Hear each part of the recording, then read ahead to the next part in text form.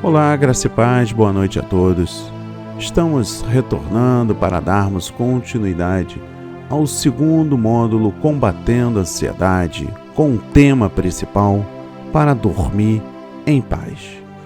Antes de iniciarmos, gostaria de dar boas-vindas aos irmãos e irmãs que estarão acessando posteriormente a este grande propósito em orações.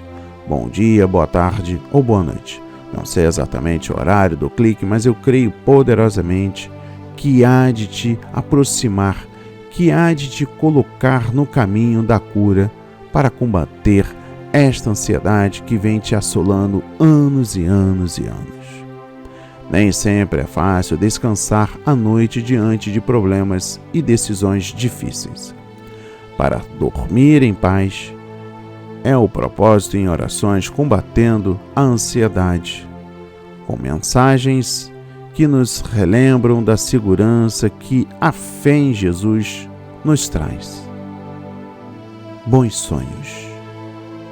No livro de Mateus, capítulo 6, versículo 25 a 34, a palavra do Senhor diz: "Por isso vos digo, não andeis ansiosos pela vossa vida, quanto aos que haveis de comer ou beber, nem pelo vosso corpo, quanto ao que haveis de vestir.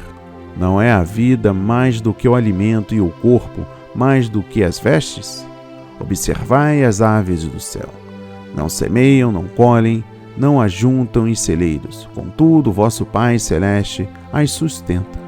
Porventura, não valeis vós muito mais do que as aves? Qual de vós, por ansioso que esteja, pode acrescentar um côvado ao curso da sua vida? E por que andais ansiosos quanto ao vestuário? Considerai como crescem os lírios do campo. Eles não trabalham, nem fiam. Eu, contudo, vos afirmo que nem Salomão, em toda a sua glória, se vestiu como qualquer deles. Ora, se Deus veste assim as ervas do campo, que hoje existe e amanhã é lançada ao forno, quanto mais a vós outros, homens de pequena fé? Portanto, não vos inquieteis dizendo: que comeremos, que beberemos, ou com que nos vestiremos? Porque os gentios é que procuram todas essas coisas. Pois vosso Pai Celeste sabe que necessitais de todas elas. Buscais, pois, em primeiro lugar, o seu reino e a sua justiça, e todas essas coisas vos serão acrescentadas. Portanto, não vos inquieteis com o dia de amanhã, pois o amanhã trará aos seus cuidados. Basta ao dia o seu próprio mal. Amém e graças a Deus. Meu irmão, minha irmã, se desconecte de tudo e vamos mergulhar na palavra do Senhor para combatermos este mal que se chama ansiedade. Vem comigo, desliga tudo, se possível fone de ouvido no local secreto e se tiver em mãos um papel e uma caneta, é sempre bom fazer as anotações que são válidas para a sua vida. Ansiedade à luz de Jesus. Você é ansioso ou ansiosa? Você se sente assim por vezes? Eu sim, e cada vez mais tenho aprendido e preciso descansar em Jesus, confiando a Ele toda a minha vida. E o que é a ansiedade senão um medo de perder algo ou deixar de ganhá-lo? Perdemos o que temos e deixamos de ganhar aquilo que não temos.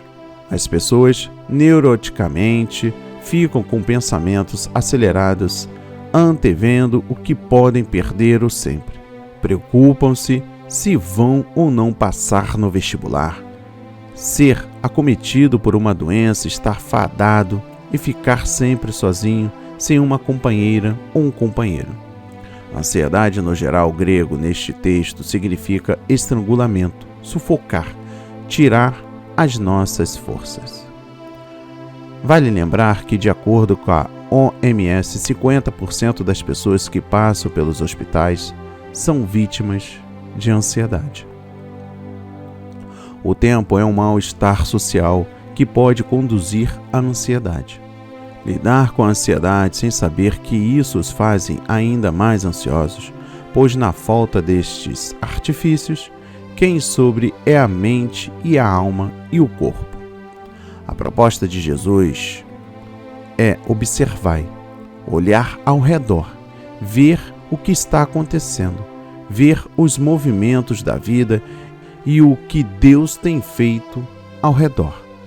Se Deus assim pôs vestes, eu gosto muito da analogia do trânsito. Quem dirige sabe, a gente está de olho no retrovisor, mas não pode descuidar da frente. E na frente a gente olha o carro do lado do outro, a seta, se é que não. Muitas das vezes é só um enfeite dentro do carro. E mesmo assim somos capazes de cometer erros. A vida é assim, a gente olha para frente, não esquecendo do que passou. Olha para os planos, para o futuro, mas com o pé aqui e agora, tentando não ser tão ansioso. Deus cuida de nós. Conheci um amigo, na época da faculdade, em que a casa no qual vivia chegou a dividir um ovo para 3 pessoas. Lembro-me que ele falou que colocava farinha para dar mais sustância e passava aquele dia com isso só na barriga. Hoje, eu já diria como Paulo, estou treinado em qualquer circunstância. Sei comer, sei passar necessidade. Mas o que importa de tudo isso é que Deus nunca nos deixou. Hoje Deus quer pacificar o seu coração e a sua alma. Então viva um dia de cada vez. Lance, como relata 1 de Pedro, toda a ansiedade sobre ele, pois ele tem cuidado de nós. Afrouxe o cinto, respire fundo e permita-se ser amparado e amparada pelo cuidado de Deus sobre a sua vida. Mas um outro ponto é que Jesus nos diz que a ansiedade é um problema de fé e de espiritualidade. Está lá descrito no versículo 32. Os pagãos, ou seja, aqueles que não levavam Deus a sério, é que se preocupavam com essas coisas de alimento, roupas e etc. ênfase de Jesus dá neste texto especificamente. Claro que Pedro dá outra abordagem e ainda Paulo outra, mas neste específico é que ficamos ansiosos, não por causa de pessoas, mas sim de coisas. O capitalismo, no desdobramento do consumismo, de 1950 para cá, consumimos 5 vezes mais. O consumismo pode ser uma chaga mortífera. Lembro-me de um filme onde a atriz principal era Demi Moore, não recordo o nome. Ela vivia uma fachada de vida luxuosa e seu vizinho, não alcançando aquele padrão, foi e se suicidou. 70% dos assuntos que nos deixam ansiosos nunca irão acontecer. Isso está provado estatisticamente.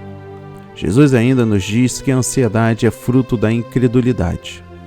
Jesus diz que a ansiedade é inútil, não e pode acrescentar um côvado. Não dá para pôr 15 centímetros de altura e nem ser um salto alto. É dinheiro que te deixa ansioso? Eu aprendi uma coisa: sempre doar, nem que seja R$1, mas exercitar assim. Generosidade evitando a mesquinharia e solapando o egoísmo e a ansiedade em ter mais. Deus tem cuidado de você e de mim. Você sabia que temos uma bactéria letal em nós que, se nosso organismo não responder, somos mortos em menos de 24 horas? O Pai guarda a mim e a você. Última proposta é pegar o versículo 33 deste capítulo. Todas as coisas deverão acontecer. E, irmão, eu acredito claramente que precisamos mudar a nossa mente, nossa trajetória, dar um giro de 180 graus e voltar para onde era melhor. Voltar para Cristo. Olha, meu irmão, nesses 10 versículos, Jesus apresenta 7 argumentos contra a ansiedade. Primeiro, começa assinalando no versículo 25 que Deus nos deu a vida e que, se tal foi a magnitude de seu dom, bem podemos confiar nele com respeito às coisas menores. Se Deus nos deu a vida, certamente também nos dará o alimento que necessitamos para o seu sustento. Se nos deu corpos, certamente podemos confiar que terá que nos dar também roupa para que os cobramos e abriguemos. Se alguém nos der um dom que não tem preço, podemos confiar que sua generosidade será sempre magnânima, que não será mesquinho nem surdo ante nossa necessidade. Portanto, o primeiro argumento é que, se Deus nos deu a vida, podemos confiar que nos dará todas as coisas que necessitamos para sustentá-la. Segundo, Jesus prossegue falando das aves. Sua vida está desprovida de preocupação. Nunca armazenam o que podem chegar a necessitar em um futuro imprevisível e, entretanto, seguem vivendo. Mas de um rabino se sentiu fascinado ante o modo de vida dos animais. O rabino Simeão disse: jamais em minha vida vi um cervo que tivesse figos, nem um leão que transportasse carnes, nem uma raposa que fosse comerciante. Entretanto, todos eles se alimentam, sem afã algum. Se eles que foram criados para me servir vivem sem preocupações, quanto mais eu, que fui criado para servir ao meu Criador, deveria viver sem trabalhar em excesso por meu alimento. Mas eu cumpri minha vida e, desse modo, prejudiquei minha substância. Jesus não quer dar ênfase ao fato de que as aves não trabalham. Tem dito que, provavelmente, o pardal seja um dos seres viventes que mais trabalha para comer. No que insiste é em que estão desprovidos de afã. Não se poderia encontrar nos animais esse afã do homem por vigiar um futuro que não pode ver. Tampouco é característico deles acumular bens a fim de desfrutar de uma certa segurança para o futuro. Terceiro, no versículo 27, Jesus prossegue demonstrando que, de todos os modos, a preocupação é inútil. Este versículo pode interpretar-se de duas maneiras distintas. Pode significar que ninguém, por mais que se preocupe, pode aumentar de estatura. Mas a medida que Jesus usa como exemplo equivale a uns 40 centímetros, e nenhum homem, por mais baixo que seja, quereria acrescentar 40 centímetros à sua estatura. Também pode significar, por outro lado, que, por mais que nos preocupemos, não podemos acrescentar nenhum dia à nossa vida. E este significado é mais provável. De todos os modos, de que Jesus quer dizer é que a preocupação é inútil. Quarto, Jesus prossegue referindo-se a flores. Fala delas de modo como faria alguém capaz de amar. Quinto, Jesus segue propondo um argumento fundamental contra a ansiedade. A ansiedade, diz ele, é característica dos pagãos e não de quem conhece a Deus, tal qual Ele é.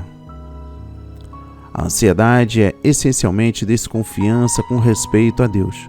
Tal desconfiança é compreensível em um pagão, que acredita em deuses egoístas, caprichosos e imprevisíveis. Porém, não se pode aceitar nos que aprenderam a chamar a Deus como um nome de Pai. O cristão não pode trabalhar em excesso porque aprendeu a acreditar no amor de Deus. Sexto, Jesus prossegue sugerindo 2 modos de derrotar a ansiedade. O primeiro é concentrar-se acima de tudo na busca do reino de Deus. Já vimos que procurar o reino de Deus e fazer a vontade de Deus são a mesma coisa. A aceitação da vontade divina e o propósito de pô-la em ação em nossas vidas é a primeira maneira de derrotar a preocupação. Sabemos muito bem, por nossas próprias experiências, como um grande amor pode eliminar de nossa mente qualquer outro interesse e preocupação. Tal amor pode ser capaz de inspirar o trabalho, intensificar o estudo, purificar a vida, dominar a totalidade de ser. A convicção de Jesus é que, quando Deus se torna o poder dominante de nossas vidas, desaparece toda ansiedade. Sétimo, por último, Jesus afirma que a preocupação pode ser derrotada, aprendendo a arte de viver um dia de cada vez. Os judeus tinham um dito que afirmava: não se preocupe com os males de amanhã, porque você não sabe o que lhes pode trazer no dia de hoje. Amanhã talvez você não esteja vivo, e então você terá ficado preocupado por males de um mundo que não lhe pertencerá. Se vivermos cada dia tal como se nos apresenta, se cumprirmos cada tarefa quando é o momento de fazê-lo, a soma de nossos dias será necessariamente boa. A recomendação de Jesus é que deveríamos enfrentar cada dia segundo as suas próprias experiências, sem preocupar-se com o futuro que não somos capazes de prever e por coisas que provavelmente nem sequer aconteçam. Vejamos agora se podemos sistematizar os argumentos de Jesus contra a ansiedade. Primeiro, a ansiedade é desnecessária, inútil e até nociva. Não pode afetar os pássaros, porque ninguém pode modificar o que ficou para trás. Olha só a reflexão. O dedo que se move escreve e, tendo escrito, continua escrevendo. Nem toda a sua piedade e imaginação seriam incapazes de convencê-lo a apagar sequer uma linha. Nem todas as suas lágrimas serão capazes de apagar sequer uma palavra. O passado já passou. Isto não quer dizer que alguém deva desentender-se de seu passado, mas sim que deveria usá-lo como incentivo e guia para agir melhor no futuro, e não como objeto de uma ansiedade em que se atrasa até ficar totalmente imóvel e incapaz de agir. Do mesmo modo, é inútil trabalhar em excesso pelo futuro. Outro ponto aqui importante: trabalhar em excesso pelo futuro é um esforço inútil. E o futuro real nunca é tão desastroso como o futuro de nossos temores. Mas a ansiedade é o pior que inútil. Muito frequentemente é direta e ativamente daninha. As 2 enfermidades típicas da vida moderna são a úlcera no estômago e a trombose coronária. E em muitos casos ambas procedem da excessiva preocupação. É um fato comprovado pela medicina que aqueles que riem mais, vivem mais. A ansiedade que desgasta a mente também desgasta o corpo junto com ela. Afeta a capacidade de julgamento do homem, diminui seu poder de decisão e o torna progressivamente cada dia mais incapaz de enfrentar a vida. Que cada qual enfrente o melhor que possa cada situação, não pode fazer mais do que isso e deixe o resto com Deus. Segundo ponto, a ansiedade é cega. Nega-se a aprender a lição que lhe oferece a natureza. Jesus nos pede que olhemos as aves, todas as maravilhas, abundância e riquezas, e respalda a natureza, e que confiemos no amor que nos fala através dessa riqueza. A ansiedade se nega a aprender a lição que a história lhe oferece. O salmista se alegrava recordando os acontecimentos da história de seu povo. Deus meu, exclama, sinto abatida dentro de mim a minha alma, e prossegue dizendo, lembro-me, portanto, de ti, nas terras do Jordão, e no monte Hermon, e no outeiro de Mizar. Quando tudo se fazia insuportável, ele recebia conforto com a memória do que Deus tinha feito. O homem que alimenta seu coração com a história do que Deus tem feito no passado, nunca temerá o futuro. A ansiedade se nega a aprender a lição que a vida lhe ensina. Seguindo, vivendo e ainda não temos a soga ao pescoço. E, entretanto, se alguém nos dissesse alguma vez que teríamos que passar os maus momentos que passamos e superado, nós lhe diríamos que seria impossível. A lição da vida é que, de algum jeito, fomos capacitados para suportar o insuportável e para ir mais à frente do ponto de fratura, sem nos fraturar. A lição da vida é que a ansiedade é desnecessária. E, por fim, o terceiro ponto. A ansiedade é uma atitude essencialmente irreligiosa. Não é consequência de circunstâncias exteriores. Em uma mesma situação, um pode sentir-se totalmente sereno e o outro, em troca, morrer de preocupação. Tanta preocupação como a paz provém, não das circunstâncias exteriores, mas sim do coração. Olha, Alistair MacLaren cita uma história de Toledo, um místico alemão. Um dia Toledo se encontrou com um mendigo. Deus lhe dê um bom dia, amigo, disse-lhe. Dou-lhe graças a Deus porque todos os meus dias foram bons, respondeu-lhe o mendigo. Nunca fui infeliz. Surpreso, Toledo lhe perguntou, o que você quer dizer? Quando faz bom tempo, disse o pobre homem, dou graças a Deus quando chove, dou graças a Deus quando tenho abundância, dou graças a Deus. E dou graças a Deus quando passo fome. E desde que a vontade de Deus é a minha vontade, e tudo que agrada a Deus agrada a mim também, por que teria que dizer que sou infeliz, quando, em realidade, não o sou? Surpreso, Toledo voltou a lhe perguntar, quem é você? E o mendigo lhe respondeu, sou um rei. Onde está o seu reino? Perguntou o Toledo. E o mendigo respondeu, muito tranquilo, em meu coração.